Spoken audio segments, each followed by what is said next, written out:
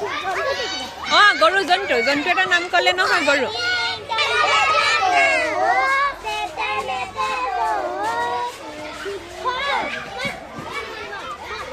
ফুলেপাহৰ নাম কোৱা ফুলেপা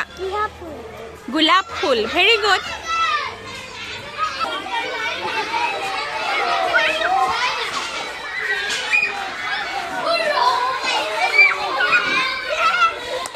ৰাজিবুল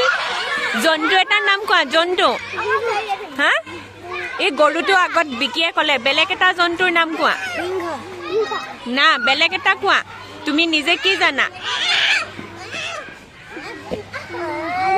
অঁ ভালুক ভেৰি গুড